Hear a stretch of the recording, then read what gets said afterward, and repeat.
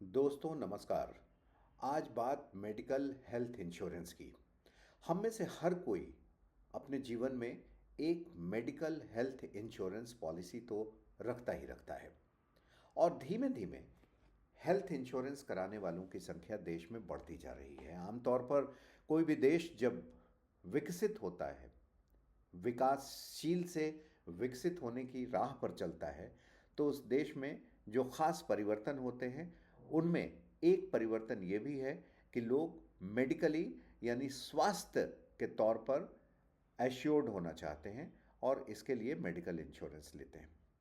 आप भी जाते होंगे मेडिकल इंश्योरेंस लेने, लेकिन तमाम दर्जनों कंपनियां आपके सामने आ जाती होंगी कि हमारा मेडिकल इंश्योरेंस लीजिए, हम सबसे अच्छा मेडिकल इंश्योरेंस का कवर देते हैं, कैशलेस देते हैं, हमारा एनुअल प्रीमियम कम है, हमारे पास फलानी चीज़ है। आप कंफ्यूज हो जाते होंगे। फिर कोई एजेंट आपके पास आता होगा और वो बताता होगा कि आप इनका ले लें, इनका ले लें, और इतने सारे एड ऑन्स होंगे उसमें, इतने सारे इफ्स एंड बट्स होंगे, इतने सारे आइसिंग ऑन द केक होंगे कि आखिर किस कंपनी का इंश्योरेंस लें और किस कंपनी का इंश्योरेंस नहीं लें, कितना प्रीमियम भरें, क्या ज़्यादा प्रीमियम वाली इंश्योरेंस कंपनियां अच्छी नहीं होती, क्या कम प्रीमियम और ज़्यादा सुविधाएं देने वाली इंश्योरेंस कंपनियां सही होती हैं। आज हम इन सब पर बात करेंगे और आपको बताएंगे कि दरअसल इंश्योरेंस लेने के पहले क्या क्या चीज़ें जांची जानी बेहद ज़रूरी हैं। तो आइए शुरुआत करते हैं। हमारे देश में तीन तरीके की इंश्योरेंस कंपनियां हैं। एक तो शुद्ध रूप से सरकारी इंश्योरेंस कंपनियां हैं और हम सब जानते हैं कि जनरल इंश्योरेंस कंपनीज कही जाती हैं। चार हैं ये। न्यू इंडिया इंश्योरेंस है, ओरिएंटल इंश्योरेंस है, नेशनल इंश्योरेंस कंपनी है और यूनाइटेड इंडिया इंश्योरेंस कंपनी है। तो ये चार तो सरकारी क्षेत्र की कंपनी हो गई। और इसके अलावा प्राइवेट सेक्टर इंश्योरेंस है। प्राइवेट सेक्टर में भी दो तरीके की हैं। एक तो वो जिनका किसी विदेशी कंपनी के साथ टाई अप है और ये बड़ी इंश्योरेंस कंपनियां हैं। और इनको कैसे पहचाने? आप इनमें हमेशा दो नाम देखेंगे। एक नाम थोड़ा सा आपको विदेशी प्रतीत होगा, यानी फॉरेन इन्वेस्टर्स का पैसा इसमें लगा हुआ है और ये कंपनियां विदेशों में भी इंश्योरेंस कंपनी चलाती हैं और उनके साथ भारत की किसी कंपनी का टाई अप है। अब जैसे आपने देखा, इफ्को टोक्यो प्राइवेट है, टाई अप है विदेशी कंपनी के साथ। Bajaj Allianz, SBI general, go digit, HDFC ergo, Tata AIG, Chola MS, ICICI Lombard. तो आप तुरंत पहचान लें जैसे ही ये दो नाम मिले, दो शब्द आए और उसमें से एक शब्द विदेशी प्रतीत हो, जैसे आईसीआई अपना और लोम्बार्ड, टाटा, एआईजी, इसी तरीके से एलियंस बजाज के साथ है, तो आप समझ लेंगे कि ये विदेशी कंपनियों के साथ टाई अप वाले हैं। तीसरी कैटेगरी के जो इंश्योरेंस कंपनियां हैं, जो भी हैं कंपनी, उन्हें कहते हैं स्टैंड एलोन हेल्थ इंश्योरेंस। जो हेल्थ इंश्योरेंस के क्षेत्र में काम करती हैं कंपनियां, स्टैंड एलोन है। आदित्य बिरला हेल्थ है, नीवा बूपा है, मणिपाल है, केयर हेल्थ है, स्टार हेल्थ है। ये स्टैंड एलोन है, यानी इन कंपनियों में भी कई कंपनियों के पैसे तो लगे हुए हैं, लेकिन ये स्टैंड एलोन हेल्थ इंश्योरेंस हैं, सिर्फ हेल्थ इंश्योरेंस का ही काम करती हैं। तो अब चुने कैसे? किसी भी चीज़ को कैसे चुनते हैं, किसी भी सामान को कैसे खरीदते हैं? इंश्योरेंस भी तो खरीदा ही जाता है। सामान खरीदने के पहले उस चीज़ का आप रिव्यू देखते हैं, उस चीज़ का पास्ट रिकॉर्ड देखते हैं, कैसा परफॉर्मेंस रहा है वो देखते हैं। तो आज इस वीडियो के माध्यम से मैं आपको बताऊंगा कि साल 2022-23 में इन कंपनियों का कैसा परफॉर्मेंस रहा। और हेल्थ इंश्योरेंस वाली कंपनियों का परफॉर्मेंस देखने की सिर्फ एक ही शर्त होती है और उस पर सिर्फ एक ही नज़रिया आपको रखना चाहिए, और वो नज़रिया ये रखना चाहिए कि इनका क्लेम रेशियो कैसा रहा है। क्लेम रेशियो यानी इंश्योरेंस आप लेते हैं हेल्थ वाला तो सिर्फ इस वजह से लेते हैं कि जब भी खुदा न खास्ता, ईश्वर न करे, आप बीमार पड़ें या आपके परिवार का कोई बीमार पड़े, तो मेडिकल में जितने खर्चे आए हॉस्पिटलाइजेशन में, वो खर्चे बड़े आसानी से आप बेयर कर सकें। और यहाँ ये ध्यान देने वाली बात है कि मेडिकल इंश्योरेंस का खर्चा तभी रियम्बर्स होता है या आपको कैशलेस सुविधा तभी दी जाती है जबकि आपका हॉस्पिटलाइजेशन होता है, यानी अस्पताल आपको एडमिट करता है। नॉर्मल ओपीडी के लिए या दवाइयाँ खरीदने के लिए ये हेल्थ इंश्योरेंस काम नहीं आते।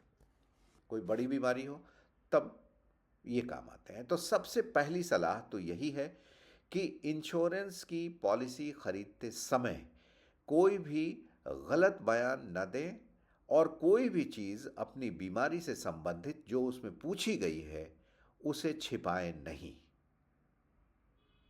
तभी जाकर आपका हेल्थ इंश्योरेंस कामयाब होगा, क्योंकि आप खरीद तो लेंगे, कंपनियां बेच भी देंगी, लेकिन जब क्लेम लेने की बारी आएगी तब आपके पसीने छूट जाएंगे, आपके पैसे रियम्बर्स नहीं होंगे, हेल्थ इंश्योरेंस की कंपनियां पैसे नहीं देंगी। तो आइए एक नज़र डालते हैं 2022-23 के हेल्थ इंश्योरेंस वाली कंपनियों के परफॉर्मेंस पर। अब ये यहाँ बताना ज़रूरी है, ये रिपोर्ट इंडियन एक्सप्रेस में छपी है कि जो प्राइवेट हेल्थ इंश्योरेंस कंपनियां हैं उसमें से 15 कंपनियों में से 11 कंपनियों ने 75% से कम सेटलमेंट किया है। 75% से कम सेटलमेंट का मतलब सीधा ये है कि अगर किसी पेशेंट के, किसी इंश्योरेंस धारक के 100 रुपये खर्च हुए हैं तो उसमें से कंपनियों ने सिर्फ 75 रुपये या 75 रुपये से कम ही रीएम्बर्स किया है। बाकी के 25-26 रुपये जो भी हों वो पेशेंट को लगाने पड़े हैं, वो जिसने इंश्योरेंस लिया है उसको खुद की अपनी जेब से लगाने पड़े हैं। जबकि ये कंपनियां आपको भरोसा दिलाती हैं कि हम 100% आपको रीएम्बर्स करेंगे या कैशलेस की सुविधा देंगे। लेकिन चूक कहाँ पे होती है, जब इन कंपनियां आप पैसे देने की बारी आती है, किसी का हॉस्पिटलाइजेशन होता है तो उसमें तमाम चीज़ें निकल आती हैं कि आपने ये चीज़ डिक्लेयर नहीं किया था, आपको इस कैटेगरी का कमरा नहीं मिल सकता है, आप में ये बीमारी ये नहीं है। और ये प्राइवेट इंश्योरेंस कंपनियों में ज़्यादा है। ख़रीदते समय बेशक उनके ऑफ़र जो हैं वो बड़े ही आकर्षक दिखते हैं, प्रीमियम अक्सर कम होते हैं उनके, और जो एजेंट उनको बेचते हैं या जो फ़ोन पर आपको कॉल करके इंश्योरेंस बेचने वाले लोग होते हैं वो अक्सर इस तरीके के लुभावने वादे करते हैं। अब प्राइवेट में आप देखिए कि इफ़को टोक्यो का ये मैं पढ़ दे रहा हूँ, जो क्लेम सेटल्ड हुआ है वो 91% क्लेम इनका सेटल्ड हुआ है। यानी इफ़को टोक्यो से साल 2022-23 में जितने लोगों ने इंश्योरेंस लिया था और जिसने क्लेम किया उसमें 100 में सिर्फ 91.7 लोगों का क्लेम एक्सेप्ट हुआ। बाकी जो 8-9% हैं उनका क्लेम एक्सेप्ट हुआ ही नहीं। और जो 91% का एक्सेप्ट हुआ उसका औसत जो राशि दी गई वो 80% राशि दी गई। यानी कि इन 100 लोगों ने अगर 100 रुपये खर्च किया हॉस्पिटलाइजेशन में तो उन्हें 80 रुपये ही मिले। बजाज अलायंस को देखिए, 90% क्लेम सेटल्ड हुआ, यानी 10% जिसने क्लेम किया उसको नहीं मिला, और जो राशि मिली वो 86% मिली।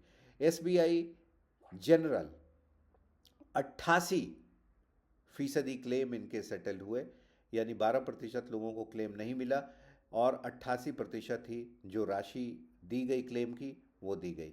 गो डिजिट आंकड़ा 87% है, 87% लोगों को क्लेम मिला और जो राशि दी गई वो सिर्फ 79%, 79% राशि दी गई। HDFC एर्गो बड़ी कंपनी है, बड़े आकर्षक वायदे भी करती है, सारी कंपनियां करती हैं, ये भी करती है। इनका क्लेम सेटलमेंट रेशियो जो है वो है 86.90%, 87 से भी कम है। और 71%, मतलब 100 रुपये अगर आपके क्लेम बनते हैं तो 71 रुपये ही मिले, बाकी के 29 रुपये आपने अपनी जेब से लगाए। Future generally 83% claim ratio, future generally से जिन्होंने भी इंश्योरेंस लिया और क्लेम के लिए अप्लाई किया या हॉस्पिटलाइजेशन हुआ, उसमें सिर्फ आप समझ लें कि 83% लोगों का ही क्लेम एक्सेप्ट हुआ कंपनी द्वारा और सिर्फ 74% पैसे मिले। इसी तरीके से आईसीआईसी लोम्बार्ड, ये आंकड़ा 82% का है और सिर्फ 63 रुपये, 100 रुपये अगर क्लेम हुए तो आईसीआईसी लोम्बार्ड ने साल 2022-23 में सिर्फ 63 रुपये दिए। अंदाज़ा ऐसे लगा सकते हैं कि आईसीआईसी लोम्बार्ड से अगर 100 लोगों ने क्लेम किया होगा साल 2022-23 में, तो सिर्फ 82 लोगों को क्लेम मिला। और जिन 82 लोगों को क्लेम मिला उनमें भी 100 रुपये की राशि अगर क्लेम की हुई तो औसत 63 रुपये ही मिले।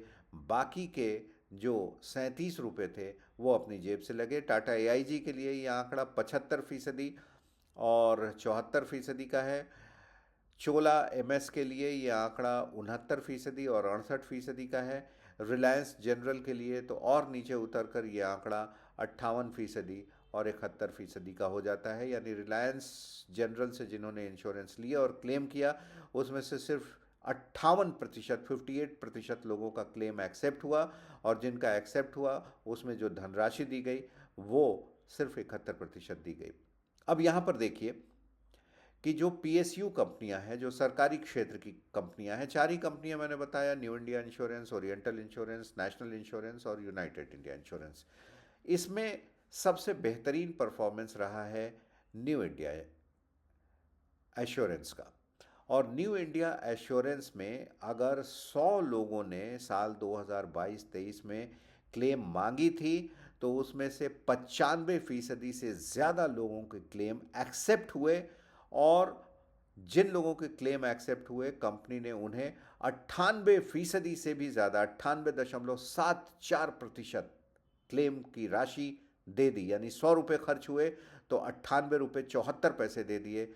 आपके अपनी जेब से सिर्फ 1 रुपये 26 पैसे ही लगे। तो यहां पर यह फर्क आता है। इसी तरीके से ओरिएंटल इंश्योरेंस देखें, 100 में से 87 लोगों के 87.97 यानी 88% लोगों के क्लेम एक्सेप्ट हुए और जो राशि दी गई इन 88% लोगों में 97% की राशि निर्गत की गई। नेशनल इंश्योरेंस कंपनी के लिए यह आंकड़ा है 84% का, 84% क्लेम सेटल्ड हुए और जो राशि दी गई वो 87% दी गई।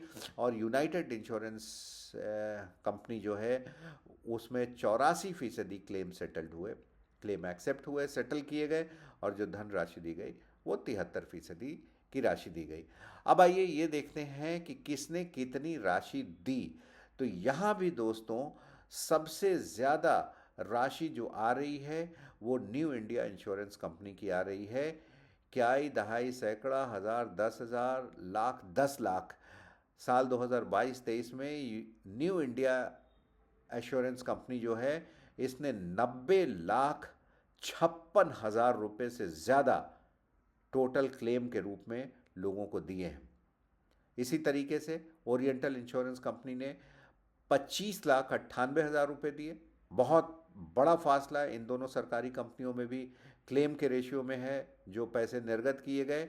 न्यू इंडिया ने जहां 90 लाख रुपए दिए, ओरिएंटल ने 25 लाख दिए हैं, नेशनल इंश्योरेंस कंपनी ने 24 लाख दिए हैं। हाँ, यूनाइटेड इंडिया एश्योरेंस कंपनी जो है 45 लाख रुपए इन्होंने दिए।